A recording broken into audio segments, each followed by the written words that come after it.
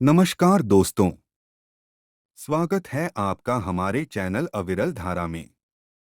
हम सब जानते हैं कि माता सीता देवी लक्ष्मी का मानव रूपी अवतार थी, परंतु बहुत कम लोग जानते हैं कि यदि माता सीता चाहती तो रावण के द्वारा किए गए अपमान का दंड रावण को तभी दे सकती थी, परंतु राजा दशरथ को दिए गए अपने वचन एवं भगवान श्री राम को रावण के वध का श्रेय दिलाने हेतु वह शांत रही। आज रामायण कथा में हम आपको माता सीता द्वारा राजा दशरथ को दिए उस वचन की कथा का वर्णन करेंगे। यह कथा उस समय की है जब श्री राम का विवाह माता सीता संग हो गया था।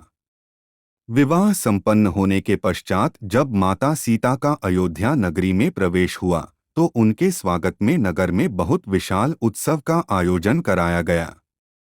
श्री राम व माता सीता को बड़े आदर व सम्मान के साथ गृह प्रवेश कराने की रस्म कराई गई। प्रथा के अनुसार नव वधू विवाह के पश्चात घर आती है तो वधू के द्वारा कुछ मीठा भोजन पकाया जाता है ताकि जीवन भर घर में मिठास बनी रहे।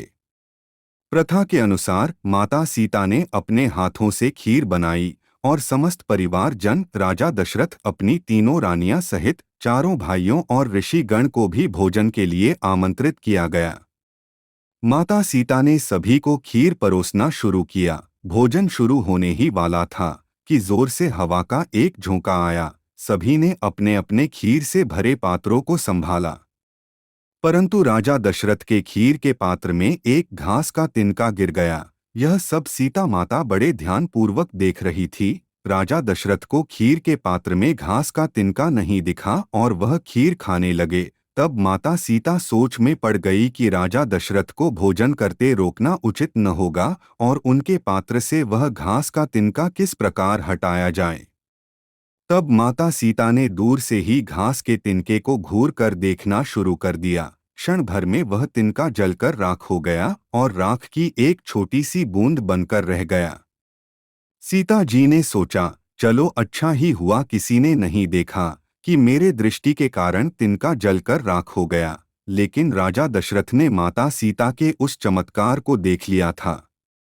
उस समय तो राजा दशरथ चुप रहे, परंतु कुछ समय पश्चात राजा दशरथ ने माता सीता को अपने कक्ष में बुलवाया और कहा कि मैंने भोजन के समय तुम्हारे द्वारा किया गया चमत्कार देख लिया था कि तुमने किस प्रकार उस घास के तिनके को अपनी एक दृष्टि डालकर राख में परिवर्तित कर दिया।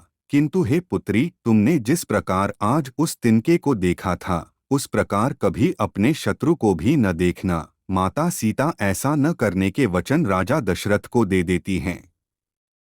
इसी कारण अशोक वाटिका में जब जब माता सीता के समक्ष रावण आता था तो वे घास के तिनके को उठाकर राजा दशरथ जी को दिए अपने वचन को याद करती थी।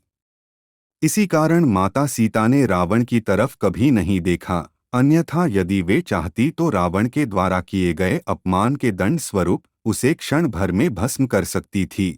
परंतु राजा दशरथ को दिए गए वचन एवं भगवान श्री राम को रावण के वध का श्रेय दिलाने हेतु वह शांत रही।